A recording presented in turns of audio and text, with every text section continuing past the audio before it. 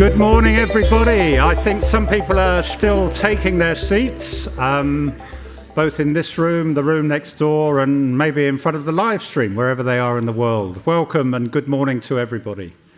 Just at the very start, I'd like to make some acknowledgements. I'd like to acknowledge that this event is taking place in Melbourne, or Naarm, on the land of the Wurundjeri people, the people of the Kulin Nation, and we also acknowledge that we have people joining us online from the lands of many traditional custodians around Australia and around the world here today.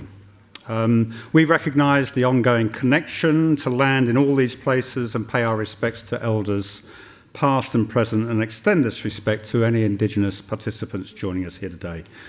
A warm welcome to the State Library of Victoria. What a fantastic venue. And our venue in this theatre and the conversation quarter next door, where many of you have grabbed a coffee before coming in. Some of you are still there, and you might work between and take advantage of those two spaces throughout today. You're very welcome to do so. Great to be in the State Library of Victoria.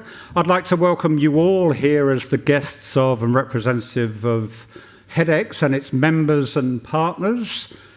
Oh, they swapped over. Our members are listed on the screen to my left, to your right, our member universities and higher education providers, our various partners that join with us on a journey of seeking to bring about change in this sector and make improvements with purpose, are very welcome members of the HEDx journey. And we thank you for being our members and partners. And we thank you for filling this room, filling next door, and filling the internet with engagement with this today. I want to particularly, amongst those members and partners, thank my colleague Theo Farrell, the Vice-Chancellor of Trobe University. As you can see from the screen in front of you, this event of HEDx today is in partnership between HEDx and Trobe University. I don't know how this is referred to as one of your campuses, Theo, but you'll tell us about that in a little while. I know that I came in off Trobe Street, which made it a little bit more obvious. But we're really pleased to be working on each of our events in a deep relationship with our partners and our members to bring a real experience to all of you about the sector and where its challenges are.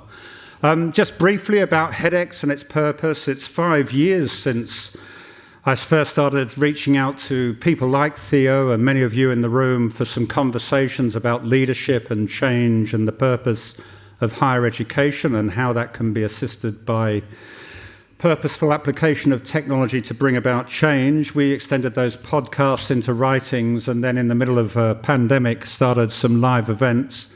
That all seems like a long time ago now, doesn't it? That we weren't able to have live events and we weren't able to be this close together. But we've been absolutely thrilled and delighted with how people have engaged with all those activities in the 5 years since, and to have an overwhelming response to this event here today in these two rooms and online has been a real pleasure and a thrill for me. The purpose and the mission of HEDx has been about bringing about change. The strapline that you see there of changing higher education for good has been a deliberate reflection for me of so many years working in the sector and being frustrated with the barriers to change, and seeing from now working with the sector in a different guise and connecting with so many bold leaders that are ambitious to bring about change, how much that can be assisted by us all working together. I think what we need to make that happen is some time and some space to think away from the grind and the pressures of our daily work. And I hope that this event here today is giving you some of that space to think and to imagine and to look to a different future for higher education and how we might bring that about. And with that, I'd like to pass to our co-host today, Theo Farrell, the Vice-Chancellor of Trobe University. Please join me in thanking him as he makes his welcome.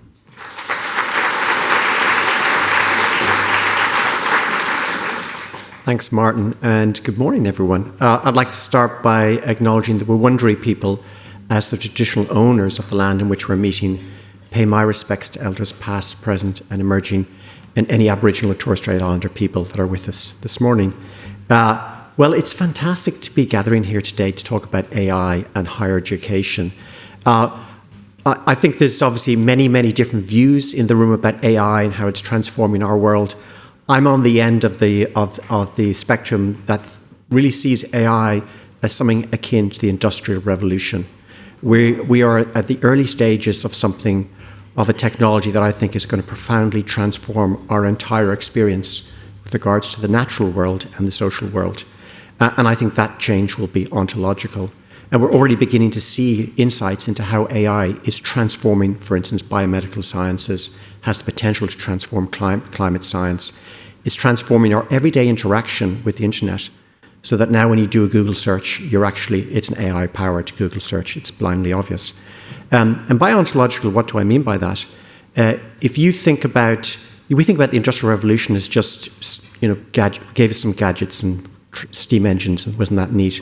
But actually, if you were born in 1800 or before 1800, you would be born, you would basically most likely be in an agricultural setting, you would live your entire life within 5 kilometers of where you were born. If you're lucky, you'd have a goat or a cow or something in your field. If you're super lucky, you would outlive the goat or cow, and then you'd die. That was your life. If you were born after 1900, you expected change. You expected your life to change. The very paradigm by which you had expectations for your social and natural world changed.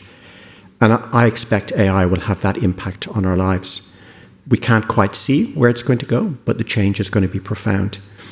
And if you have any mistake in thinking that you can escape AI somehow, you can just forget it. Because you can see how AI, and in particular, given the level of state and private sector investment in AI, is driving this transformation.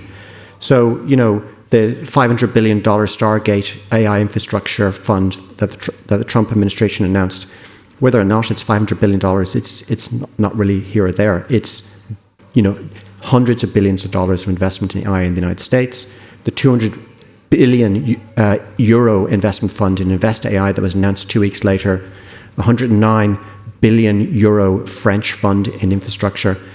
I'm just kind of waiting for a bit of announcement by the Australian government, which would be quite good, but it's not quite happening.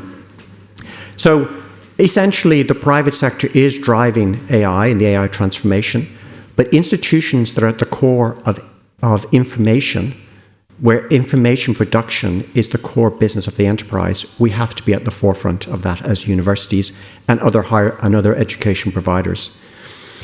Both in terms of course, how we prepare our students for a future that is being reshaped by AI, but how also we leverage AI in order to advance human knowledge and the frontiers of science.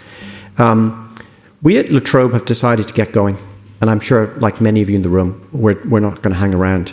And so in November, we had a council approved our responsible AI adoption strategy. We're delighted to have a partnership with Microsoft and CyberCX to accelerate that strategy. We are looking at how we embed AI right across our education offerings, how we use it to drive all of our business functions to get more efficiency and better customer service in our business functions, and how also we're leveraging AI to push the frontiers of scientific knowledge. And so, for instance, in November, we opened our Victorian-funded Centre for AI and Medical Innovation, powered by an NVIDIA DGX H200 supercomputer. We think it's probably the first supercomputer in a university in Australia, but many others will follow.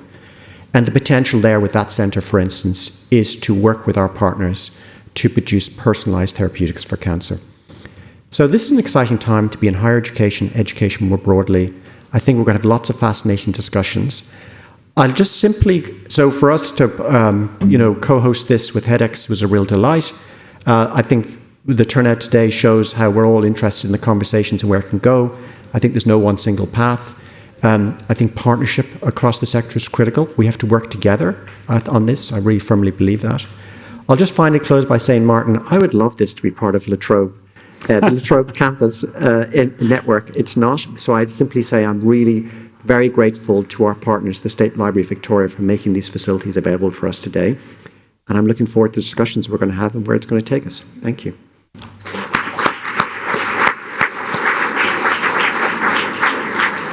Thank you very much for those words, Theo, and the idea of conversations and where they might take us is a lovely segue to how I'd like to introduce the opening session here today. I'd like to thank Theo and all of our speakers today for engaging with the programme that's been designed. So I might just briefly introduce you to the programme. It's been such an excitement for me to try and design a set of sessions that lead to hopefully one coherent conversation around all of the different dimensions of the sort of challenge that you've just laid out for us there, Theo, of the evolution and of the change that AI will bring to our sector. And coherent conversations around 8 sessions in one day are quite a challenge to aim for. But this is a key topic of the hour. I think as you are showing, Theo, and as we'll see further examples of very shortly, it's a topic that calls for bold leadership for this to become an opportunity. But I also think it's something that calls for bold leadership with a really strong human focus and a human dimension. And I hope that will come out of what we discussed today. I think it's a conversation that needs to have as its driving purpose accessibility and equity in our sector, and giving opportunity for more people to be exposed to learning and to have their lives transformed through it. And it's a conversation that inevitably has a strong focus on technology, and to use your word, the beauty of not supply relationships, but partnerships between providers of learning and providers of technology and solutions to make those things happen. I hope that will happen. I hope that will happen by the multiple questions that people have come into the room with to ask and that people have prepared some answers for. But my friend Manuela Franceschini down the front here from Adobe, you'll hear more from her through the day, put out a lovely social media post just yesterday, which perhaps drew attention to my engineering tendencies and the diversity of views by talking about the poetry that's possible if we see the art that's involved in individual questions and answers, being able to make a different conversation by searching for joint solutions.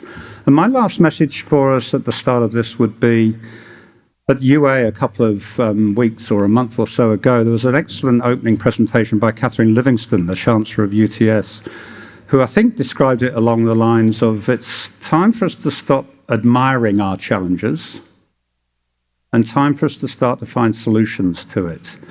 I think there's one way of us finding solutions by asking ourselves questions and giving ourselves answers. Maybe there's some opportunities to do that by just listening to some answers from others.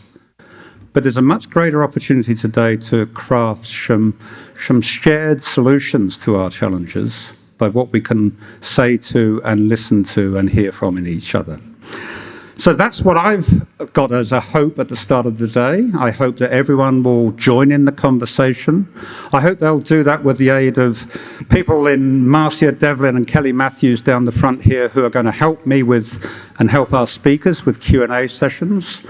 We've got a Slido tool that you've been given advance notice to. I think we're going to switch to, look at that miracle that's just happened, a QR code. If you've not scanned it now, this is a really good opportunity to do it.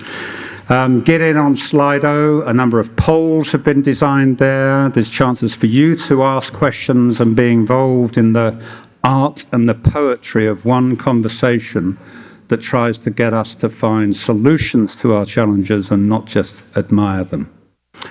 And while you're all scanning that, and I hope you have scanned it by now because I'm about to take it off the screen, there's a code there as well, #1928253. If your camera's not working and you work in numbers rather than visual images, we are all different, aren't we? That would be the way to get in on that mode. But I'll just vision switch to our Slido feed at the moment. I don't know how many people might have engaged with the, oh, there we go. There's more there than when I looked half an hour ago. I'm pleased to see excited is still the biggest word. I love that optimistic is there. I'm not surprised that curious. Pumped is obviously getting a bit of traction. Join in the conversation. Help write the poem of what we think the opportunity is with AI in higher education throughout the day. You can continue to look at that word cloud as it builds on your own device, but we'll go back now to the presentation in the room as I introduce our first fireside chat. I'm sure we'll look at that a number of times during the day. That worked beautifully. Thank you.